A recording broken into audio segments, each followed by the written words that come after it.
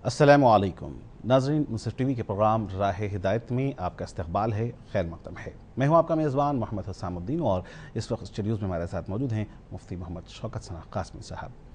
नाज़रीन, जैसा कि आप जानते हैं, प्रोग्राम राह हिदायत दीनी, मजहबी, शरही, फ़िक़ही सवालात और जवाबात पर मबनी प्रोग्राम होता है, जिसमें आप भी इस प्रोग्राम में हिस्सा ले सकते हैं। टेलीफोन कॉल के ज़रिए आपके टेलीविज़न स्क्रीन पर जो टेलीफोन नंबर दिखाए जाएंगे, आप उस पर हमें बराह रास्त कॉल कर सकते हैं और प्रोग्राम में शामिल हो सकते हैं, सवालात पूछ सकते हैं और दीनी मालूमात में इजाफ़ा कर सकते हैं।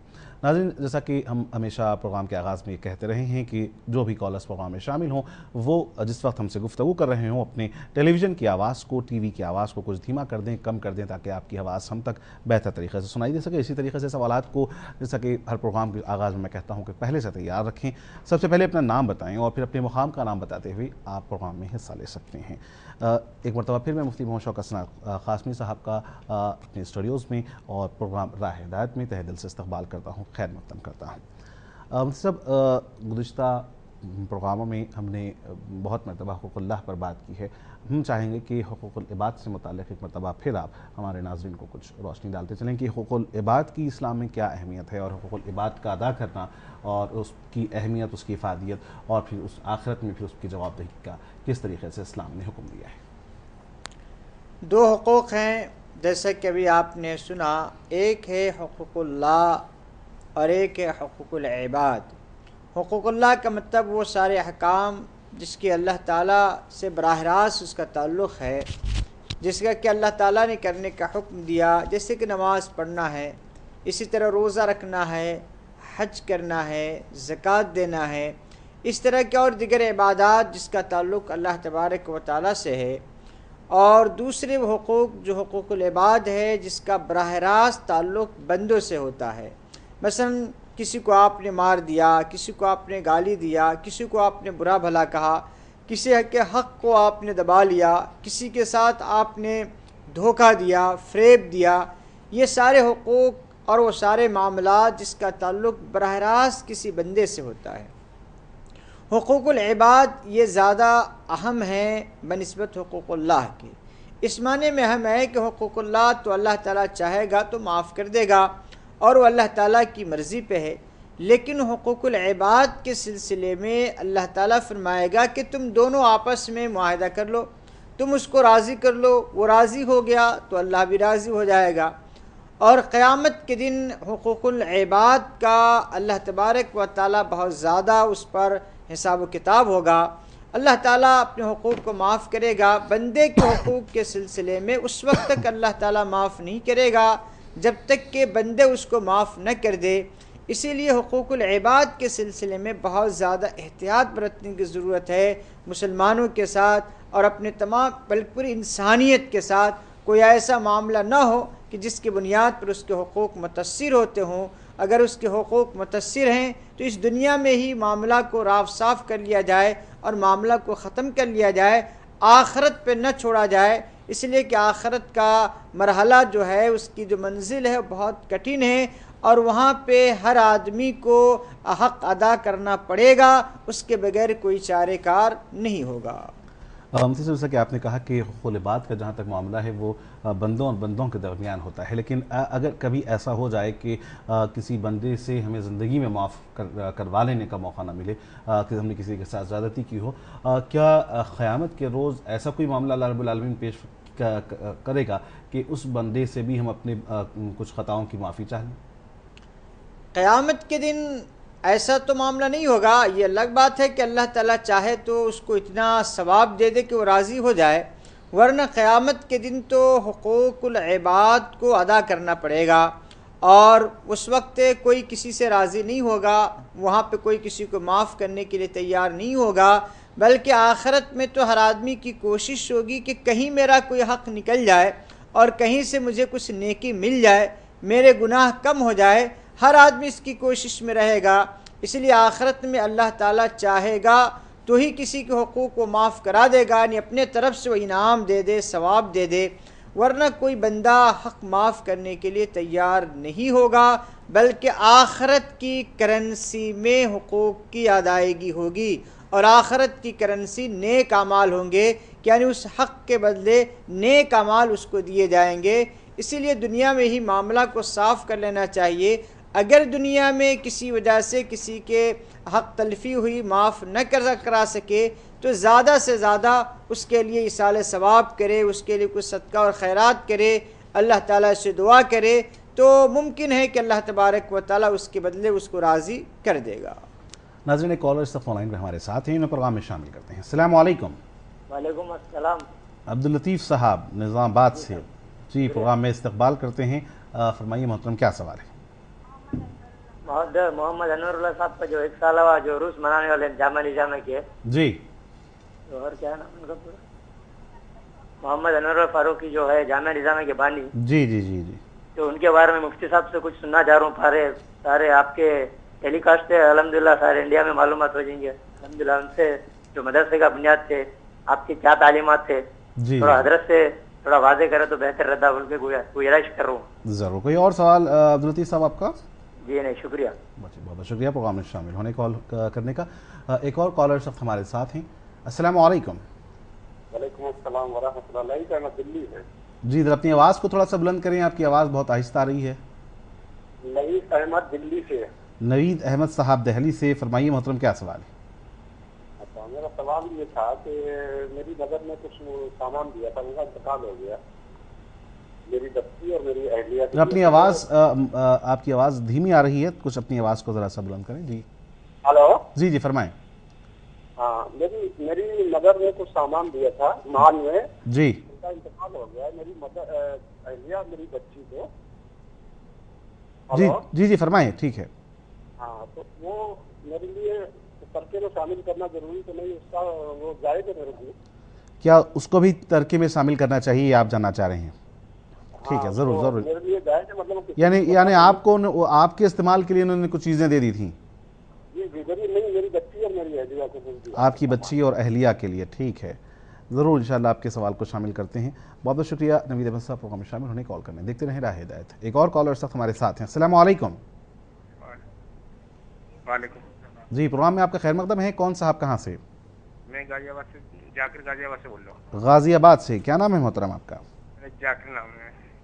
جی آج بھی شاید ہمارے ناظرین کی آواز کچھ دھیمی آ رہی ہے ہم تک، چلیے ٹھیک ہے، فرمائیں کیا سوال ہے؟ میں جاکر بول رہا ہوں غازی آباد سے۔ ذاکر صاحب، جی فرمائیے ذاکر صاحب۔ جی میں اپنے اس کے کام کے لیے پوچھ رہا تھا کہ یہ روزی روٹی کے لیے کوئی دعا ہو۔ ٹھیک ہے، ضرور ضرور انشاءاللہ کہ کاروبار میں برکت، روٹی روزی میں برکت کے لیے دعا کی درخواست کر رہے ہیں، ضرور انشاءاللہ مفتی صاحب سے جانیں گے۔ بہت بہت شکریہ۔ ایک اور کالر صاحب ہمارے ساتھ ہیں۔ السلام علیکم۔ وعلیکم السلام ورحمۃ اللہ وبرکاتہ۔ جی پروگرام میں استقبال ہے، کون صاحب کہاں سے؟ جی میں محب اللہ بول رہا ہوں دلی سے۔ جی فرمائیے محترم کیا سوال ہے؟ میرا سوال تھا کہ وضو میں کتنی چیز فرض ہے؟ ٹھیک ہے، وضو کے فرائض آپ جاننا چاہتے ہیں، ضرور انشاءاللہ ہم بتائیں گے وضو کا طریقہ، فرائض، ضرور دیکھتے رہیں راہ ہدایت۔ کوئی اور سوال ہے آپ کا؟ بس یہی۔ ٹھیک ہے، بہت بہت شکریہ محترم پروگرام میں شامل ہونے کال کرنے کا۔ سب سے پہلے مفتی صاحب عبداللطیف صاحب نے نظام آباد سے سوال کیا ہے، جامعہ نظامیہ جو شہر حیدرآباد کی، بلکہ جنوبی ہند کی اگر ہم کہیں تو یہ غلط نہ ہوگا کہ بہت بڑی دینی درسگاہ ہے، جہاں پہ بڑے بڑے علماء و فارغین نکلتے ہیں اور نکل رہے ہیں ماشاءاللہ، دین اسلام کی خدمت میں مصروف ہیں۔ انور اللہ فاروقی رحمۃ اللہ علیہ کے عرس کا تقاریب کا سلسلہ جاری ہے، آپ مزید اس پر کچھ روشنی ڈالنا چاہیں؟ انوار اللہ شاہ فاروقی رحمۃ اللہ علیہ اپنے دور کے ایک بہت بڑے عالم ربانی تھے، فقیہ تھے، محدث تھے اور انتہائی بڑے متقی اور پرہیزگار شخص تھے۔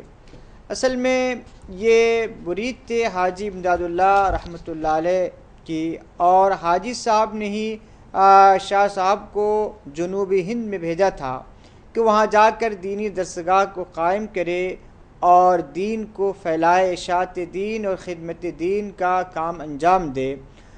اور اسی مقصد سے وہ یعنی شمال کے سے جنوب کو آئے اور آ کر انہوں نے جامعہ نظامیہ کی بنیاد رکھی، اور انوار اللہ شاہ فاروقی رحمۃ اللہ علیہ کی تعلیمات تمام کے تمام یعنی قرآن و سنت کے بالکل قریب تھی، بلکہ قرآن و سنت کی ہی ترجمانی تھی۔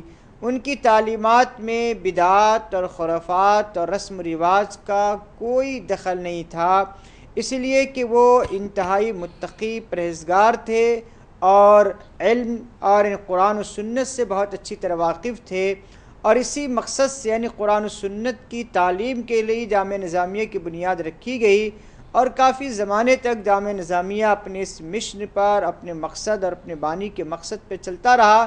پھر بعد میں جو حالات پیدا ہوئے وہ ایک تاریخ ہے کہ وہ حالات کب سے پلٹے، لیکن وہ حالات کچھ بھی ہوئے ہوں، یعنی اس جامعہ نے یعنی جنوبی ہند میں دین کا ایک بہت بڑا کام انجام دیا ہے، کارنامہ انجام دیا ہے۔ اللہ سے دعا ہے کہ اللہ تعالیٰ یعنی اس جامعہ کو بانی نے جس مقصد کے لیے قائم کیا ہے اور جس انداز سے قائم کیا تھا اسی انداز پہ باقی قائم و دائم رکھے۔ جی آمین۔ نوید احمد صاحب نے دہلی سے سوال کیا تھے صاحب کہ ان کی والدہ محترمہ نے انتقال سے قبل کچھ سامان ان کی اہلیہ اور بچی کے حوالے کیا تھا، تو کیا اس کو بھی ترکے میں جمع کیا جائے گا، ترکے میں جوڑا جائے گا؟ اگر وہ سامان بطور گفٹ کے آپ کے والدہ نے آپ کی بیوی یا بچی کو دے دیا تھا تو اب اس کو ترکہ میں شامل نہیں کیا جائے گا۔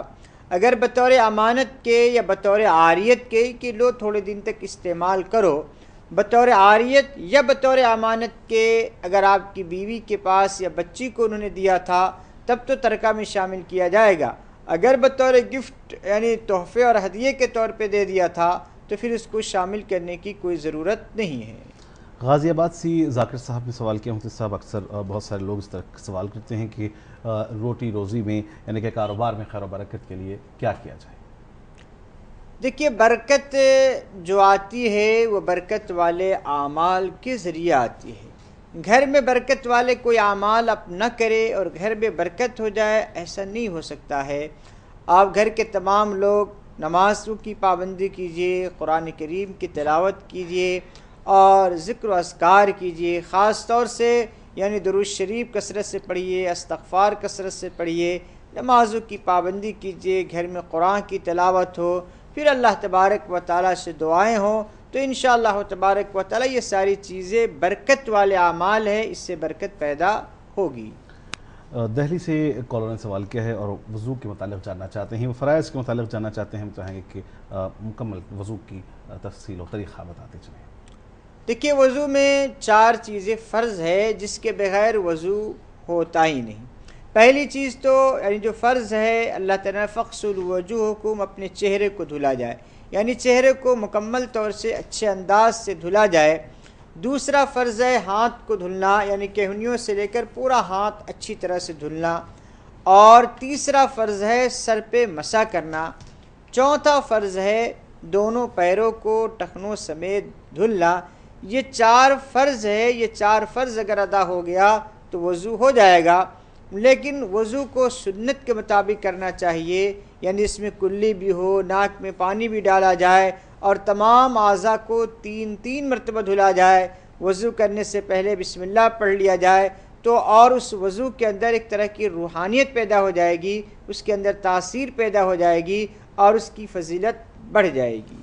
انصر اس میں جاننا چاہوں گا کہ آپ نے کہا کہ 3 مرتبہ یہ عمل کرنا چاہیے، اگر ہم جلدی میں ہوں یا پانی کی مقدار قلیل ہو تو کہ 1 مرتبہ چہرہ دھونے، کلی کرنے اور یہ تمام چیزیں 1 مرتبہ کرنے سے مکمل دھل جانے سے، پانی کے لگ جانے سے کیا کافی ہو جائے گا یا ضروری ہے کہ 3 مرتبہ یہ عمل کیا جائے؟ 1 مرتبہ دھلنا یہ فرض ہے، یعنی 1 مرتبہ چہرے کو اچھی طرح سے دھل لیا جائے کہ کوئی بھی جگہ ذرہ برابر بھی، ایک بال کے برابر بھی خشک نہ رہے، تو 1 مرتبہ دھل لینا یہ فرض ہے اور اس سے فرضیت ادا ہو جائے گی، یعنی وضو درست ہو جائے گا۔ لیکن اگر پانی موجود ہو تو 3 مرتبہ دھلا جائے، پانی موجود نہ ہو تو 1 مرتبہ بھی دھل لیا جائے تو کافی ہے۔ ناظرین، کالر سے فون لائن پہ ہمارے ساتھ ہیں، پروگرام میں شامل کرتے ہیں۔ السلام علیکم۔ السلام علیکم۔ وعلیکم السلام۔ پروگرام میں خیر مقدم ہے، کون صاحب کہاں سے بات کر رہے ہیں؟ ہم شہاب الدین صدیقی لکھنؤ سے بول رہے ہیں۔ شہاب الدین صدیقی صاحب، پروگرام میں استقبال کرتے ہیں، فرمائیے کیا سوال ہے؟ ہمارے 3 چھوٹے مفتی صاحب سے سوال ہیں۔ جی شہاب الدین صاحب۔ پہلا تو یہ ہے کہ اگر مسجد میں جماعت ہو چکی ہے جی، اور کچھ لوگ آتے ہیں تو अलग हट के फर्श पे वहाँ जमात कर लेते हैं, ये क्या मसला है, इसके बारे में मुफ्ती साहब थोड़ा डिटेल से बता दें। ठीक है। दूसरा ये है कि जमात में जो छोटे छोटे बच्चे खड़े हो जाते हैं बीच में, इससे कुछ नमाज में फर्क पड़ता है? जी ठीक है। तीसरा सवाल ये है कि अगर हम कसर में हैं जी और कोई नमाज हमारी छूट गई तो लौट के हम वो कसर ही पढ़ेंगे कि पूरी नमाज पढ़ेंगे घर पे जब लौट आएंगे? ठीक है, ज़रूर इंशाल्लाह आपके सवालात की जवाबात हम मुफ्ती साहब से हासिल करेंगे। बहुत बहुत शुक्रिया शहाबुद्दीन साहब प्रोग्राम में शामिल होने, कॉल करने का। एक और कॉलर शख्स हमारे साथ हैं। अस्सलाम वालेकुम। वालेकुम अस्सलाम व रहमतुल्लाह। प्रोग्राम में इस्तकबाल है। कौन साहब कहाँ से? हाँ, मैं भी एक सवाल पूछ चुका हूँ, उसका दूसरा एक हमारा एक सवाल रह गया था। नई खन्ना बोला दिल्ली से। जी जी जी। हाँ, एक ये था कि कुछ इन्होंने माल पैसे दिए थे कि ये हमारे तस्वीर में लगा देना, जी तो वो पैसा बगैर गुरफा के कभी इसाले सवाब के लिए दे सकते हैं, करके में शामिल करना है? तदफीन में इस्तेमाल के लिए उन्होंने पैसा दिया तो उसमें से कुछ पैसे बच गए हैं? हाँ, वो नहीं, हमारे पास पूरे बच गए, वो पैसे दूसरे भाई के पास थे, वो तस्वीर में लग गए। ठीक है, तो अब इस तो पैसे बगैर गुरफा की इजाजत के कहीं इसाले सवाब के लिए दे सकते हैं या उसमें करके में शामिल करना? विरसा की इजाज़त के साथ इसे इस्तेमाल कर सकते हैं, किस तरीके से इस्तेमाल किया जाए, ज़रूर इंशाल्लाह आपके सवाल को शामिल करेंगे। देखते रहें प्रोग्राम। एक और कॉलर शख्स हमारे साथ हैं। अस्सलाम वालेकुम। वालेकुम। जी, प्रोग्राम में खैर मकदम है। कौन सा आप कहाँ से बात कर रहे हैं? मोहम्मद नाज कोलकाता से बोल रहे हैं। मोहम्मद नाज साहब कोलकाता से, फरमाइए मोहतरम, क्या सवाल है? मेरे 3 सवाल है जी। एक सवाल ये है कि इस्लाम में झाड़ फूक की क्या अहमियत है? जी। और दूसरा सवाल ये है कि हम एक मैंने मंजिल किताब लाए हैं, एक बच्ची की तबीयत हमेशा खराब रहती है, बहुत से इलाज हुआ लेकिन कुछ सफा नहीं हो रहा, तो इस मंजिल किताब को किस तरह पढ़ के क्या करेंगे दब? जी ठीक है। और तीसरा सवाल ये है कि हम ना हर हफ्ते ना 125 किलोमीटर जाते हैं, मैंने कुछ अपने तजारत के सिलसिले में, ठीक है? तो हमेशा हम जाते हैं, तो क्या मेरे वहाँ जोहर का वक्त हो जाता है, जोहर का वक्त जो नमाज वहाँ हो, ये तो कसर हो गया, रोजाना हर हफ्ते कसर करेंगे? ठीक है, जरूर इंशाल्लाह हम सवाल जब वापस आते हैं तो हम असर के जब वक्त होता है तो हम 125 किलोमीटर से पहले चला दिए, हमारा घर से लगभग 50 किलोमीटर दूरी होता है, तो असर का वक्त क्या कज़ा हो जाएगा? ठीक है, यानी कि आप 75 किलोमीटर पर हैं उस वक्त अपने घर से, तो क्या उस वक्त आपको जो है नमाज कसर करनी चाहिए? ज़रूर इंशाल्लाह आपके सवालात को हम मुफ्ती साहब तक पहुँचाएंगे। बहुत बहुत शुक्रिया प्रोग्राम में शामिल होने, कॉल करने। देखते रहें राह हिदायत। शहाबुद्दीन सिद्दीकी साहब ने लखनऊ से 2-3 सवालात किए हैं, उनके सब अहम सवालात। सबसे पहला सवाल ये है कि अगर मस्जिद में जमात हो गई हो और बाद में लोग पहुंचते हैं, बाज़ हमारे पे देखते हैं कि कुछ लोग अलग से बाद में जमात बनाकर नमाज़ पढ़ते हैं, तो क्या ये तरीक़ा बेहतर है कि अगर कुछ लोग जमा हो जाएं तो जमात बनाकर वो नमाज अदा कर लें बाद में, या ये तरीक़ा बेहतर है कि इनफरादी तौर पर ही नमाज़ पढ़ी जाए? जमात का मकसद इज्तिमाइयत, इत्तेहाद व इत्तेफाक का इजहार है, और इसीलिए एक साथ जब नमाज़ पढ़ी जाती है तो एक तरह इस्लाम की, मुसलमानों की इज्तिमाइयत और इत्तेहाद व इत्तेफाक का इजहार होता है। अगर हर आदमी को कई कई जमात बनाने की इजाज़त दी जाए तो फिर ये जमात का जो मकसद है वो मकसद फौत हो जाएगा। इसीलिए एक मस्जिद में बार बार जमात करना ये क़तन मुनासिब नहीं है। हाँ, कभी इत्तेफाक ऐसा हो गया कि कुछ लोगों की जमात छूट गई और वो आके वो जमात के साथ नमाज पढ़ ले तो इसकी गुंजाइश है, लेकिन इसको मामूल बनाने की इजाज़त नहीं दी जाएगी। रसूलुल्लाह सल्लल्लाहु अलैहि वसल्लम एक मरतबा कहीं बाहर तशरीफ़ ले गए थे, नमाज का वक्त हो गया, हज़रत बिलाल ने इक़ामत कही, नमाज हो गई।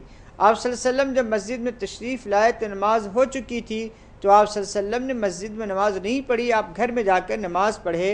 हालांकि जमात की अहमियत और फजीलत आप सल्लल्लाहु अलैहि वसल्लम ने ख़ुद बयान फरमाई थी, लेकिन आपने जमात नहीं किया। इससे मालूम यह होता है कि अगर जमात छूट जाए तो तन्हा नमाज पढ़ लेना ज़्यादा बेहतर है, जमात करना ही मुनासिब नहीं है। लेकिन कभी अगर इत्तेफाक से कई सारे लोगों की जमात छूट जाए तो दूसरी जमात करने की गुंजाइश है। नाज़रीन, कॉलर सब ऑनलाइन पर हैं, उन्हें प्रोग्राम में शामिल करते हैं। अस्सलाम वालेकुम। अस्सलाम वालेकुम। वालेकुम अस्सलाम। जी मोहतरम, कौन साहब का? मेरा नाम अब्दुल खदीर है जी, मैं हैदराबाद से बात कर रहा हूँ। अब्दुल खदीर साहब, प्रोग्राम में इस्तकबाल है, फरमाइए क्या सवाल है? जी, पहले तो मुफ्ती साहब का शुक्रिया कि मुफ्ती साहब ने एक ऐसे आलिम दीन के बारे में हमें जो है जानकारी इनायत फरमाई, तो इसके लिए बहुत बहुत शुक्रिया जी। दूसरा सवाल हमारा ये था साहब कि मतलब शहर हैदराबाद की अजीम यूनिवर्सिटी इस्लामिक होने के बावजूद भी वहाँ पर मतलब ऐसी चीज का अमल अंजाम दिया जा रहा जैसा कि उर्स वगैरह जी। तो इस तरह से मतलब उलमाए दीन, मुजद्दिद उलमाए दीन, मुफ्तियान इकराम और हुफ़ाज़ इकराम होने के बावजूद भी एक ऐसी चीज जो कि इस्लाम से किसी का कंसेप्ट नहीं है, ना कुरान और हदीस से, ना फिर सहाबा इकराम से जो चीज साबित नहीं है, उस चीज को इतने बड़े पैमाने पे मनाना, वो भी इतने बड़े आलिम दीन के जरिए, तो ये चीजें कहाँ तक दुरुस्त है। और इसमें जो है कई दूर दूर के उलमाए दीन भी इस चीज में जो है शिरकत कर रहे हैं और ये उर्स की तकरीब में, तो इस तरीके से उर्स की तकरीब मनाना इस्लाम में, और भी इतने उलमाए दीन मिलकर, तो कहाँ तक ये चीज जो है जो साबित है। ठीक है ज़रूर, इंशाल्लाह। अब्दुल क़दीर साहब आपके इस सवाल को भी शामिल करते हैं। बहुत बहुत शुक्रिया प्रोग्राम में शामिल होने, कॉल करने का। शहाबुद्दीन सिद्दीकी साहब ने लखनऊ से जो सवाल किया था उसमें एक और दूसरा सवाल उनका ये था कि नमाज में जमात के दौरान हम देखते हैं कि बाज़ बच्चे भी दरमियान में खड़े हो जाते हैं, तो क्या ऐसे अगर बच्चों के ठहरने की वजह से बच्चों के जो पीछे ठहरने वाले लोग हैं उनकी नमाज ख़राब होगी, फासिद होगी, या बच्चे दरमियान में ठहर सकते हैं? देखिए, सफ़ की जो तरतीब नबी अलैहिस्सलाम ने बयान फरमाई वही है कि बच्चे पीछे रहेंगे और बच्चों को पीछे रहने में ही आफ़ियत है। लेकिन अगर किसी वजह से बच्चे अगर आगे ठहर गए तो इसकी वजह से पीछे वालों की नमाज में किसी तरह का कोई खलल वाक़ नहीं होगा। एक और सवाल सब ये है कि आमतौर पर ये भी देखा जाता है कि जब बच्चे ठहरते हैं तो उन्हें पकड़कर बाज़ मरतबा हटा दिया जाता है, तो किस तरीके से क्या बच्चों को पीछे ले लेना ये मुनासिब अमल है? मस्जिद में इंतज़ाम होना चाहिए कि बच्चों को पीछे ठहराया जाए और ये ज़िम्मेदारी है मस्जिद के ज़िम्मेदारों को कि वो कुछ यानी मौज़न या नायब मौज़न को ये कहे कि सफ़ इस तरीके से बनाया जाए। लेकिन अगर बच्चे आगे ठहर गए तो उनको पीछे किया जा सकता है, इसलिए कि पीछे करने में कोई हरज नहीं है। बाज़ लोग बड़ा गुस्सा करते हैं कि बच्चों को पीछे कर दिया गया, हालांकि बड़ों को आगे आना चाहिए, बड़े आगे नहीं आ रहे और बच्चों को पीछा किया जा रहा है, जिस पर किसी तरह की कोई तकलीफ़ की बात नहीं है। इसीलिए कि उस तरीके से सफ़ों में बड़ा खलल होता है और पीछे जब बड़े ठहरते हैं तो ये आगे बच्चे कुछ न कुछ शरारत करते ही रहते हैं, जिसकी वजह से नमाज में खलल वाक़ होता है, इसलिए उनको पीछे किया जा सकता है। एक और सवाल शहाबुद्दीन सिद्दीकी साहब का ये है कि क़सर में अगर हम हैं और वहाँ पर कोई नमाज हमने अदा नहीं की और वो नमाज छूट गई, वापस आने के बाद अब उस फ़र्ज़ नमाज को क्या क़सर किया जाएगा? देखिए, जो नमाज सफ़र में छूट गई है, जब आप अपने वतन को आ जाएंगे उसकी क़ज़ा करेंगे तो क़सरी करेंगे। इसी तरह आप घर पे कोई नमाज क़ज़ा हो गई है, आप सफ़र में पढ़ रहे हैं, तो इसी सूरत में उसको पूरी नमाज पढ़ें।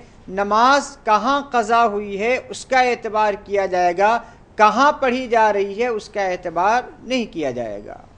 नवीद अहमद साहब ने दहली से एक और सवाल किया उनसे सब कि किसी उनके अजीज़ ने तदफीन के लिए उन्हें कुछ पैसे दिए थे, लेकिन बहरहाल किसी और उनके भाई ने गालिबन तदफीन का सारा ख़र्चा उठा लिया, वो पैसे तदफीन के बचे हुए हैं, तो क्या उस मैयत के जो विरसा हैं उनको पैसे लौटाए जाएंगे और फिर उनके तरके में से इस्तेमाल किया जाएगा, या उनकी इजाज़त के बगैर या फिर उनकी इजाज़त के साथ वो सदका खैरात कर देना उस माल का ज़्यादा बेहतर है? वो पैसे यानी किसी अजीज़ ने अगर आप तकफीन और तजहीज़ के लिए दिया था तो ज़ाहिर सी बात है वो भरने वाले का माल नहीं था, इसीलिए वो तरके में शामिल नहीं होगा, बल्कि जिसने दिया था उससे मालूम कर लिया जाए कि ये पैसे तजहीज़ और तकफीन में न लग सके, इसलिए कि दूसरे लोगों ने लगा दिया, तो या तो आप ये पैसे वापस ले लीजिए, उनको वापस कर दिया जाए, या उनकी इजाज़त से मरने वालों की इसाले सवाब के लिए सदका और खैरात कर दिया जाए। मोहम्मद नाज साहब ने कोलकाता से सवाल किया, उन्होंने सवाल किया कि इस्लाम में झाड़ फूंक की क्या अहमियत है। दरअसल मैं समझता हूँ कि सवाल यूँ होना चाहिए था कि इसकी क्या शरई हैसियत है। देखिए, एक शक्ल तो यह है कि आप आमिल बनना चाहते हैं, अमलियात करना चाहते हैं तो उसका मसला अलग होगा, और दूसरा मसला ये है कि कोई बीमारी है, झाड़ फूँक कराया जाए तो उसका मसला अलग होगा। तो आप करना क्या चाह रहे हैं, कोई झाड़ फूँक करना चाह रहे हैं या करवाना चाह रहे हैं? देखिए, बवक़्ते ज़रूरत झाड़ फूँक कराने की इजाज़त है, यानी अगर कोई आदमी कुरानी आयात या हदीस के ज़रिए से झाड़ फूँक करता है तो इसकी गुंजाइश है। नबी अलैहिस्सलाम ने भी दुआएँ पढ़ी हैं और हदीस में वो दुआएँ मौजूद हैं। खुद सहाबा ने सूरह फातिहा पढ़कर एक आदमी को दम किया था जिसको सांप ने डस लिया था। تو اس طریقے سے قرآنی آیات کے ذریعے سے، احادیث کے ذریعے سے کسی کو دم کرنا، پھونکنا، اس کی اجازت ہے، البتہ ایسے منتر کا استعمال کرنا جس کا معنی معلوم نہ ہو، اس کی اجازت نہیں ہے۔ ساتھ میں دوسرا سوال انہوں نے یہ بھی کیا ہے کہ وہ یہ بھی جاننا چاہ رہے ہیں کہ منزل جو کتاب ہے اس کو کس طریقے سے پڑھا جائے، کس طریقے سے دم کیا جائے اگر کچھ کسی پر سمجھے کہ طبیعت کے ناساز ہونے کا خدشہ لگ رہا ہو؟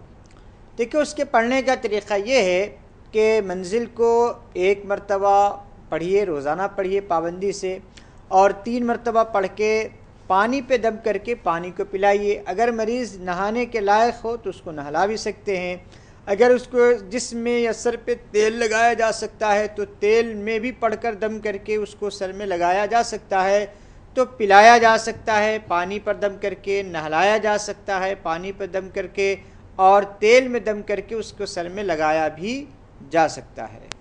ایک اور سوال ان کا یہ ہے مفتی صاحب کہ اگر 125 کلومیٹر کا سفر انہیں کرنا پڑتا ہے تجارتی معاملے کی وجہ سے، اور ہر ہفتہ یہ جانا پڑتا ہے، تو ظہر کی نماز غالباً اس وقت وہاں پر انہیں ادا کرنی پڑتی ہے، تو کیا ہر ہفتے کا اگر سفر ہوگا تب بھی وہاں پر انہیں نماز قصر کرنی پڑے گی؟ اور اسی طریقے سے واپس جب لوٹتے ہیں تو قریب 50 کلومیٹر کے بعد عصر کا وقت ہوتا ہے، تو اب کیا وہاں پر بھی عصر کی نماز قصر کرنی پڑے گی، یا پھر وہ سمجھے کہ وہاں پر مقیم شمار کیے جائیں گے؟ دیکھیے ہر ہفتے نہیں، اگر روزانہ آپ 70-77 کلومیٹر سے زیادہ کا سفر کر رہے ہیں تو سفر کے درمیان، یعنی آپ اپنے وطن سے نکلنے کے بعد اور وطن آنے تک جتنی نمازیں درمیان میں آئیں گی ان تمام نمازوں کو قصر کرنی پڑے گی۔ یہ ہفتے کی بات نہیں بتا رہا ہوں میں، روزانہ اگر آپ سفر کر رہے ہیں تو بھی یہی حکم ہوگا کہ جیسے ہی آپ 77 کلومیٹر کا ارادہ کریں گے، آپ اپنے وطن سے نکلیں گے تو جتنی نمازیں درمیان میں آئیں گی جس میں قصر کی جاتی ہے تو ان نمازوں کو قصر کرنی پڑے گی جب تک کہ آپ اپنے وطن کو واپس نہ آ جائیں۔ ناظرین، پروگرام راہ ہدایت میں وقت چلا ہے ایک مختصر سے وقفے کا، جائے گا نہیں، لوٹتے ہیں کچھ ہی دیر بعد اور انشاءاللہ جاری رہے گا ہمارے پروگرام راہ ہدایت۔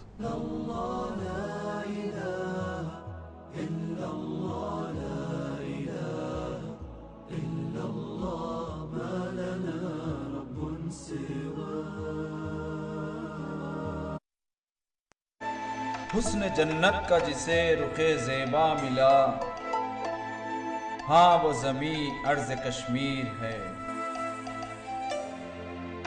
سنگ مرمر سے وادیاں یہ نیلا آسماں، چشموں کی زمین ارض کشمیر ہے۔ سہانا موسم اور خوبصورت وادیاں،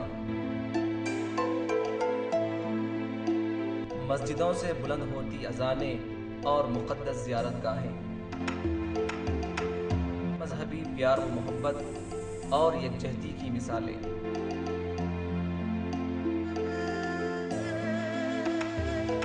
کشمیری ادب و ثقافت اور یہاں کی بہترین فنکاری، قدرتی وسائل تجارت، سیاحت اور دلچسپ کھیل۔ زمانے کی نظر اس کو کچھ یوں لگی، ہے بے چینیاں پر خاموش ارض کشمیر ہے۔ نہ رہیں گے صدائے نشیب لوگوں کہ بلند و بالا یہ چمن ارض کشمیر ہے۔ سیاسی جنگ اور عوامی مسائل، کشمیریوں کا درد، ان کے آنسو اور ان کا حق، ہر خبر و منظر کا احاطہ کرے گا خصوصی خبرنامہ، جموں سے لداخ تک اور لداخ سے کشمیر تک۔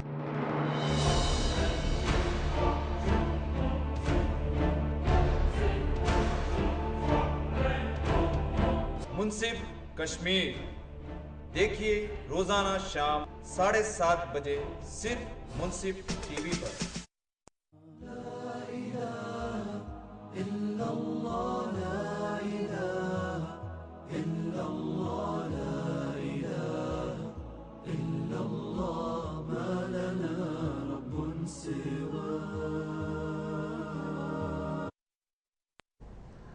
السلام علیکم ناظرین، پروگرام راہ ہدایت میں وقفے کے بعد دوبارہ آپ کا استقبال ہے، خیر مقدم ہے۔ میں ہوں آپ کا میزبان محمد حسام الدین اور اس وقت اسٹوڈیوز میں ہمارے ساتھ موجود ہیں مفتی محمد شوکت ثنا قاسمی صاحب۔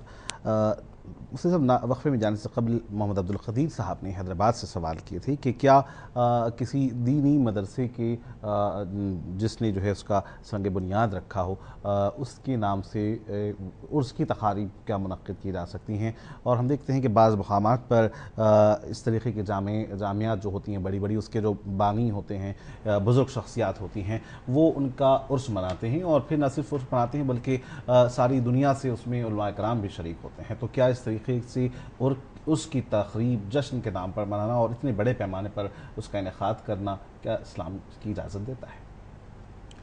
देखिए, दलील जो है, बुनियाद जो हमारे पास है वो कुरान और सुन्नत है। जो चीज़ कुरान और सुन्नत से साबित ना हो, अमले सहाबा से साबित ना हो, चाहे उसके करने वाले लोग कितने ही बड़े क्यों ना हो, उसकी कोई हैसियत नहीं होगी। उर्स का जो मसला है, अगर उर्स किसी की मौत पे या पैदाइश पे मनाने की इजाज़त होती थी तो ज़ाहिर सी बात है सैयदना अबू बकर रज़ियल्लाहु तआला अन्हु का सबसे बड़ा उर्स मनाया जाता था। सैयदना हज़रत उमर रज़ियल्लाहु तआला अन्हु का सबसे बड़ा उर्स होता था। खुलफ़ाए अरबा जो थे, खुलफ़ाए राशिदीन थे, इनका उर्स मनाया जाता था। सैयदना इमाम आज़म अबू हनीफ़ा रहमतुल्लाह अलैह का उर्स मनाया जाता था, सैयदना इमाम शाफ़ी रहमतुल्लाह अलैह का, सैयदना इमाम मालिक रहमतुल्लाह अलैह का। और इस तरह यानी मुसलमानों की ये तारीख़ तो ऐसे औलिया कराम, मुहद्दिसीन, फ़ुक़हा से भरी पड़ी है। तो मुसलमान तो 30 साल के 365 दिन उसमें ही गुजार देता था, फिर वो दुनिया में काम क्या करता था? इसलिए कि हमारे पास औलिया की, बुज़ुर्गों की, मुहद्दिसीन की, फ़ुक़हा की तादाद कम नहीं है, बेशुमार तादाद है।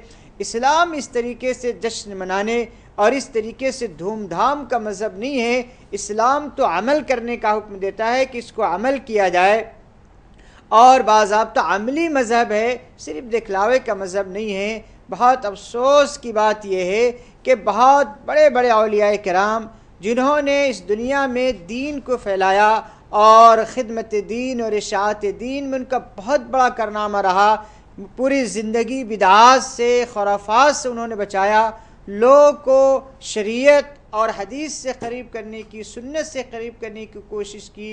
लेकिन आज उनके नाम पर मुख्तलिफ़ तरह के खुराफात, मुख्तलिफ़ तरह के बिदात और इस तरीके से धूमधाम किया जा रहा है। मैं ये समझता हूँ कि यकीनन इस अमल की वजह से उनकी रूह को तस्कीन नहीं होगी और उनकी रूह खुश न होती होगी, बल्कि ज़रूरत इस बात की है कि उनकी तालीमात को, उनके मिशन को, उनके मकसद को आम किया जाए, न कि इस तरीके से धूमधाम किया जाए और लाखों रुपए इस धूमधाम पर और इस उर्स पर, इस मेले ठेले पर ख़र्च किया जाए।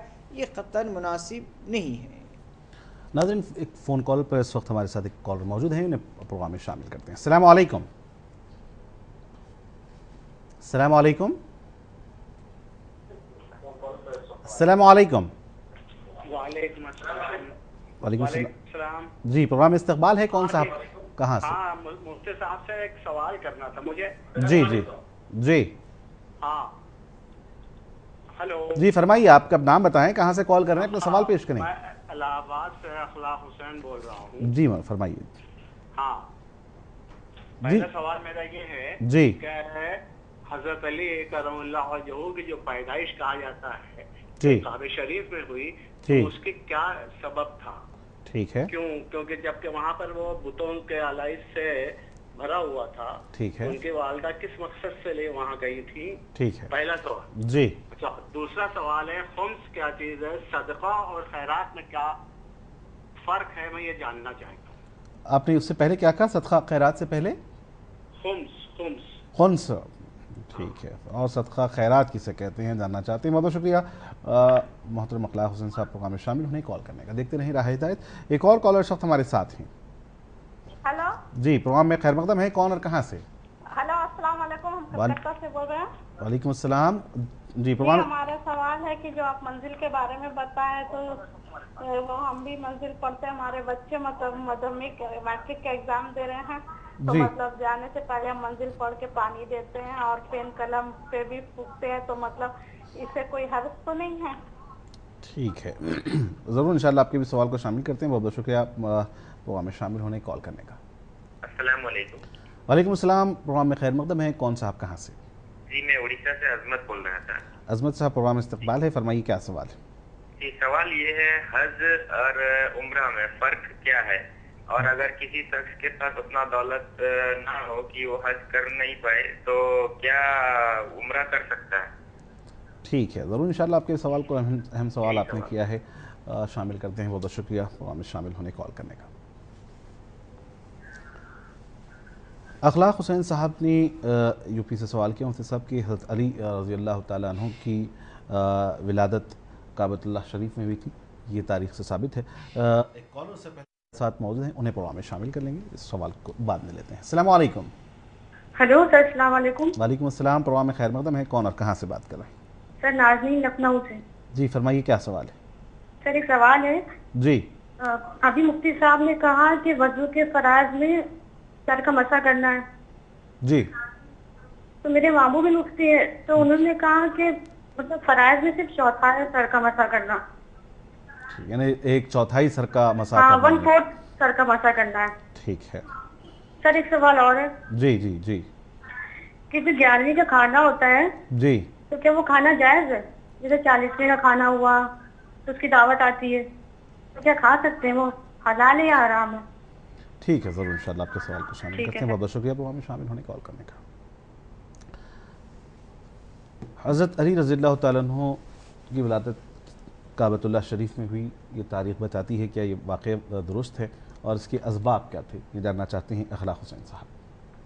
دیکھیے, خانہ کعبہ میں ولادت والی بات تو صحیح نہیں ہے, اس لیے کہ خانہ کعبہ کہتے ہیں خانہ کعبہ کا اندرون حصہ میں جا کر کس طریقے سے کسی عورت کو اندر بیٹھنے کی اجازت دی جائے, اور کس طرح اس خانہ کعبہ کو یعنی ولادت کے لیے مختص کیا جائے, یہ بات خود انسان سوچے تو سمجھ میں آنے والی بات نہیں ہے. ہاں, یہ کہا جائے کہ خانہ کعبہ کے قریب, اس لیے کہ اس وقت موجودہ جو مسجد حرام ہے وہ تو رسول اللہ صلی اللہ علیہ وسلم کی دور میں اتنی بڑے مکہ کی آبادی تھی جتنی بڑی آج کل مسجد ہو گئی ہے. تو اس وقت خانہ کعبہ کا ایریا چھوٹا تھا, مطاف کا ایریا چھوٹا تھا, اور قریب قریب گھر بنے ہوئے تھے. تو یہ کہا جائے کہ خانہ کعبہ کے قریبی والا حصہ جو تھا وہاں پہ حضرت علی رضی اللہ تعالیٰ عنہ کی ولادت ہوئی. خانہ کعبہ کے اندر حضرت علی رضی اللہ تعالیٰ عنہ کی ولادت ہوئی, یہ بات درست نہیں ہے. ایک اور ان کا سوال یہ ہے کہ خلص کسے کہتے ہیں, اور صدقہ و خیرات میں کیا فرق ہے, جاننا چاہتے ہیں. دیکھیے, صدقہ اور خیرات میں کوئی خاص فرق نہیں ہے. جس کو صدقہ کہتے ہیں اس کو خیرات بھی کہتے ہیں. صدقہ اور خیرات ایک ہی لفظ ہے, جو آپ فقراء کو, مساکین کو ثواب کی نیت سے دیتے ہیں, اسی کو صدقہ اور خیرات کہتے ہیں. جہاں تک مسئلہ خمس کا ہے, تو یہ خمس یعنی آمدنی کا 5واں حصہ, 5ویں حصے کو خمس کہتے ہیں, کہ 5واں حصہ اللہ کے راستے میں آپ خرچ کر دیں. جیسے کہ شیعہ برادری کے لوگ اپنے مرشدین کو 5واں حصہ دیتے ہیں, اسی طرح اور فرقے کے لوگ کیا ہیں 5واں حصہ ادا کرتے ہیں. تو یہ آمدنی کے 5ویں حصے کو خمس کہا جاتا ہے. ایک اور سوال خاتون نے کیا ہے سب کی منزل کا ماشاءاللہ وہ اہتمام کرتے ہیں, منزل پڑھتے ہیں, اور جو بچے جب امتحان کے لیے جاتے ہیں تو پانی پر دم کیا جاتا ہے, اور اسی طریقے سے پین اور جو دیگر چیزیں اس پر پڑھ کر پھونکا جاتا ہے. تو کیا منزل کا اہتمام اب اس طریقے سے بھی ہم کر سکتے ہیں کہ ہر چیز میں منزل کا اہتمام کیا جائے, یا دوسری جو دعائیں ہیں وہ بھی پڑھ سکتے ہیں؟ جیسا کہ ہم ایگزام ہال میں ہو گئے بچے, تو وہاں پر پرچہ آنے سے قبل انہوں نے کچھ دعائیں پڑھنی, کچھ درود شریف پڑھ لیا, یا آیت الکرسی پڑھ لی. کیا اس طریقے کا عمل کیا جا سکتا ہے تاکہ امتحانات کی جو ہے جو ہمیں دینے ہیں اس میں اللہ تعالیٰ کی طرف سے کچھ مدد شامل حال ہو جائے؟ دیکھیے, منزل کا پڑھنا بہت اچھا ہے, لیکن اس کا مطلب نہیں ہے کہ منزل پڑھ کے آپ اس کو ہر چیز پر پھونکنے لگے, قلم پہ پھونکنے لگے, کاپی پر پھونکنے لگے.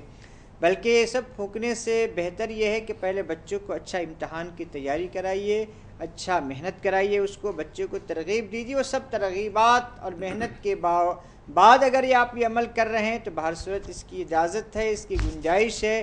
لیکن ایسا نہ ہو کہ بچہ محنت نہ کرے اور صرف منزل سے ہی منزل طے نہیں کر سکتا ہے.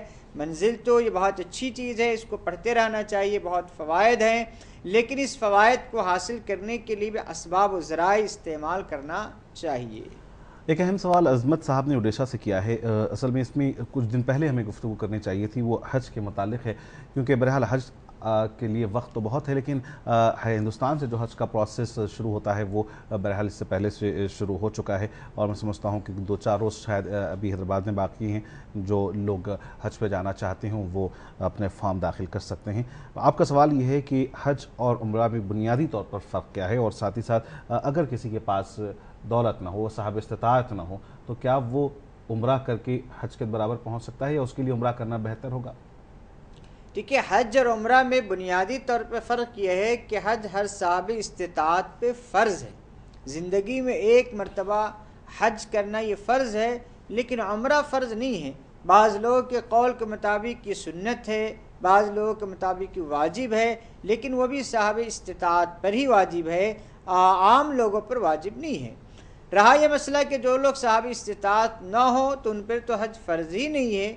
अगर उम्रे की गुंजाइश मिल जाती हो, अल्लाह ताला कोई सहूलत फ़राहम कर देता हो, असबाब अगर हो जाते हों, तो उम्रा ज़रूर करना चाहिए। बहुत बेहतर है कि हज अगर किसी पर हज का इंतज़ाम ना हो सकता हो तो कम से कम उम्रा करे, लेकिन ऐसा नहीं है कि उम्रा कर लेने की वजह से उसको हज के बराबर सवाब मिल जाएगा। उम्रा एक अलग चीज़ है, हज एक अलग चीज़ है। उम्रा करना चाहिए, अल्लाह ताला ने इस्तिताअत दी है।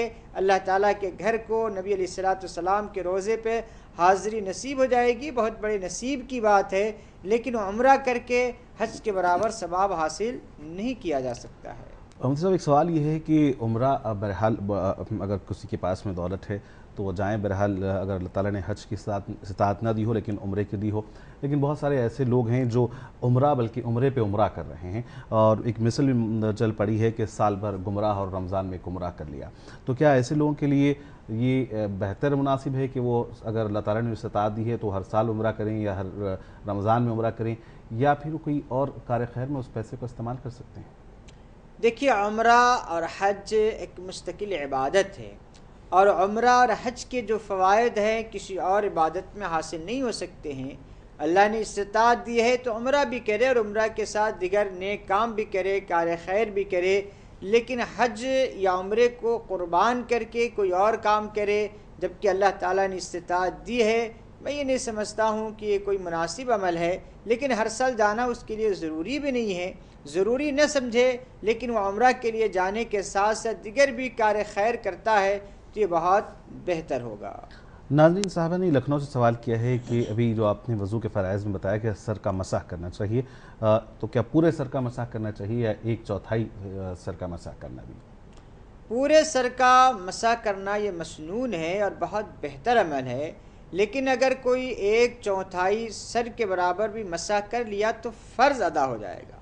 फ़र्ज़ अदा हो जाएगा। फ़र्ज़ तो 1/4 के बकदरी है, लेकिन वज़ू में फ़राइज़ के साथ सुन्नतों का एहतमाम करना चाहिए। जब सुन्नत आप वज़ू कर ही रहे हैं तो एहतमाम के साथ वज़ू कीजिए। पूरे सर का मसा करना मसनून है, 1/4 सर का मसा करना फ़र्ज़ है।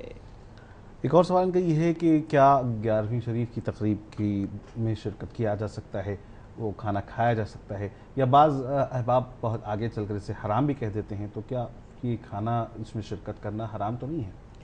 देखिए, इसका खाना न हराम है न बाइस सवाब है। यानी ऐसा नहीं है कि 11वीं के खाने को भी बहुत तबर्रुक के साथ लोग कर तकसीम होता, तबर्रुक तकसीम करते हैं और उस तरह लोग ले आके घरों में खाते हैं, बच्चों को खिलाते हैं, बड़ों को खिलाते हैं। इस खाने में कोई बरकत नहीं है और इसका खाना हराम भी नहीं है। इसीलिए बेहतर यह है कि इस खाने से एहतियात किया जाए, इसलिए कि बहर सूरत ये एक तरह के बिदात की इसमें कुछ न कुछ शुबहात ज़रूर है और इसलिए इसके खाने से एहतियात बरती जाए। लेकिन अगर कहीं मजबूरी हो और खाए बगैर कोई चारे कार ना हो और ऐसी सूरत हाल शहरों में कहीं कहीं पैदा हो जाती है, तो ऐसी सूरत में न चाहते हुए भी थोड़ा बहुत खा लेने की गुंजाइश है। एक कॉलर सख्त ऑनलाइन पर हमारे साथ हैं। अस्सलाम वालेकुम। जी वालेकुम अस्सलाम। जी, प्रोग्राम में आपका इस्तकबाल है। कौन साहब कहाँ से? जी मैं नसीम बोल रहा हूँ दिल्ली से। नसीम साहब जी, मुफ्ती साहब से मालूम करना था कि ये ताबीज़ के ताल्लुक से कि जो ये जानते हैं कि ये जायज़ है। ठीक है मोहतरमा, कोई और सवाल? जी बस एक सवाल। बहुत बहुत शुक्रिया प्रोग्राम में शामिल होने कॉल करने का। एक और कॉलर सख्त हमारे साथ हैं। अस्सलाम वालेकुम। अस्सलाम वालेकुम। वालेकुम अस्सलाम व रहमतुल्लाह। प्रोग्राम में इस्तकबाल है। कौन साहब कहाँ से बात कर रहे हैं?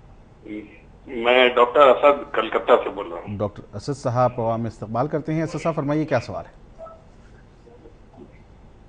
جی ہلو. جی فرمائیے، آپ کی آواز آ رہی ہے، کیا سوال ہے؟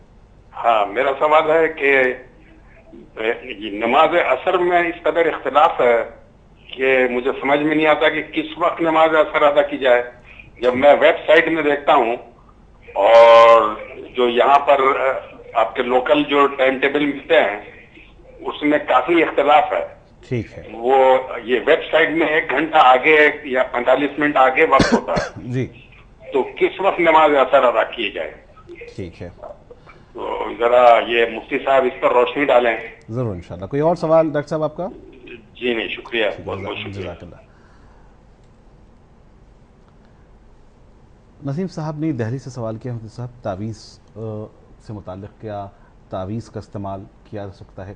شریعت نے اس کی اجازت دی ہے؟ دیکھیے، تعویذ میں اگر قرآن کی آیات لکھی ہوئی ہو یا نبی علیہ الصلوۃ والسلام سے منقول دعائیں لکھی ہوئی ہو تو ایسی تعویذ کا استعمال کیا جا سکتا ہے. جس طرح سورہ فاتحہ کو پڑھ کر کسی پر دم کیا جا سکتا ہے، اسی طرح سورہ فاتحہ کو پیپر پہ لکھ کر اس کو گلے میں باندھا جا سکتا ہے. اس میں کوئی حرج نہیں ہے.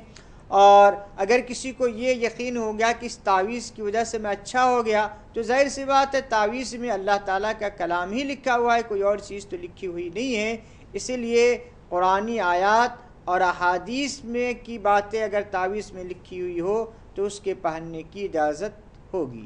عام طور پر اگر تعویذ کی جہاں تک بات آتی ہے اس میں پہلے تو جو حضرات تعویذ دیتے ہیں وہ یہ ڈرا کر دیتے ہیں کہ اس کو کھولنا بالکل نہیں چاہیے، دیکھنا نہیں چاہیے، اور سمجھیے کہ بغیر اس کو دیکھے کہ ہی آپ کو اسے باندھنا ہے. دوسری بات یہ ہے کہ بعض مرتبہ اگر کہیں تعویذ کھلی ہوئی ملتی ہیں اس میں دیکھنے سے کچھ نمبرات بھی ہمیں مل جاتے ہیں دکھنے میں کہ کچھ ڈبے نما سمجھے کہ شکل ہے اور اس میں کچھ نمبرات ہیں. تو اس طریقے کی نمبروں والی جو تعویذ ہوتی ہے وہ کیا اس کی اجازت ہوگی؟ دیکھیے، پہلی بات تو یہ کہنا کہ تعویذ دیکھنا نہیں، تو دیکھنا نہیں جب بہت زیادہ پابندی کی جاتی ہے تو گڑبڑ ضرور ہوتا ہے. اس لیے کہ پتہ نا اس میں کیا ڈالے ہوئے ہیں. چنانچہ مشہور ہے کہ ایک صاحب نے تعویذ میں یعنی راکھ ڈال دیا تھا اور انہوں نے کہا تھا کہ دیکھنا نہیں، اگر دیکھو گے تو یہ جل کے راکھ ہو جائے گا. اس بیچارے سے رہا نہیں گیا، وہ دیکھ لیا تو اس کے اندر راکھ تو پہلے سے بھری ہوئی تھی، اس نے دیکھا تو راکھ ہی ہے. تو یہ سب شعبدہ بازی ہے کہ تعویذ کو دیکھنا نہیں تو ایسا ہو جائے گا ویسا ہو جائے گا. اگر وہ اللہ کا کلام لکھا ہوا ہے تو کیسا ہوگا، کیوں ہوگا ویسا؟ کچھ نہیں ہوگا. اور اگر کوئی اور چیز ہے تو ظاہر سی بات ہے جو پہلے سے ہوگا وہی ہوگا، کچھ تو ہونے والا نہیں ہے. اسی لیے پہلی بات یہ ہے کہ تعویذ لینے کے سلسلے میں بہت زیادہ احتیاط برتنے کی ضرورت ہے. اچھے لوگوں سے جو واقعی قرآن و سنت کے مطابق ہی علاج کرتے ہیں ان سے ہی تعویذ لینے کی کوشش کی جائے. اور جہاں تک رہا مسئلہ نمبرات کا تو بسا اوقات نمبرات کو بھی لکھا جاتا ہے اور اس کا بھی اثر ہوتا ہے. مثلا نہیں کہ اللہ کا جو عدد ہوتا ہے، بسم اللہ کا جو عدد ہوتا ہے اس کو نکال کر لکھ دیا جاتا ہے، اس میں بھی بہت صورت تاثیر ہوتی ہے، اس کی بھی گنجائش ہے. تعویذ کی بات نکل گئی ہم سے سب، تو دھاگے دیے جاتے ہیں. تعویذ سے ہٹ کر اگر ہم بات کریں تو کمر پہ باندھنے کا دھاگا ہے، ہاتھ پہ بازو پہ باندھنے کا دھاگا ہے، اور کلائیوں پر باندھنے کے دھاگے ہیں، اور اس میں کلر کے دھاگے ہیں. تو کیا ان دھاگوں سے بھی کوئی ہمارے لیے سمجھیے کہ نیک شگن ہو سکتا ہے؟ آج کل دھاگوں کا تو مسئلہ ایسا ہو گیا ہے کہ یہی پہچاننا مشکل ہو جاتا ہے کہ یہ دھاگا مزار کا ہے، یہ دھاگا کسی مندر کا ہے، کسی عامل نے دیا ہے یا کسی پنڈت نے دیا ہے. اس لیے کہ دونوں دھاگے ایک ہی طرح نظر آتے ہیں، اسی طرح ملتے ہیں. یہ دھاگے، یہ تاگے، اس کی باندھنے کی کوئی حیثیت نہیں ہے. اور دھاگے چاہے کسی مزار کے ہوں یا کسی نے دیے ہو، قطعاً مسلمانوں کو دھاگے اور تاگے پر اپنا یقین نہیں رکھنا چاہیے. اور اس کی باندھنے کی کوئی حیثیت نہیں ہے، اس سے کوئی خیر نہیں ہے، نہ باندھنے میں کوئی شر نہیں ہے، اس سے کوئی فائدہ نہیں ہوتے انشاءاللہ تعالی. اسی لیے ایسی چیزوں سے بچتے رہنا چاہیے اور اپنے ایمان کا اور اپنے عقیدے کا سودا نہیں کرنا چاہیے اور اپنے ایمان اور عقیدے کو کمزور کرنے کی کوشش نہیں کرنی چاہیے. ناظرین، پروگرام آخری مراحل میں پہنچ گیا ہے. مفتی صاحب، ڈاکٹر اسد صاحب کا کولکتہ سے نے سوال کیا ہے، ایک آخری سوال لیتے ہوئے ہم پروگرام کا اختتام کریں گے. وہ یہ ہے کہ نماز عصر کا صحیح وقت وہ جاننا چاہتے ہیں. کیا اس میں ہندوستان کے اوقات کے حساب سے اور جو جنتریوں پر کیلنڈر پر جو اوقات لکھے ہوتے ہیں اس میں اور پھر جو صحیح وقت ہوتا ہے اس میں کیا کچھ فرق ہوتا ہے مقامی اعتبار سے؟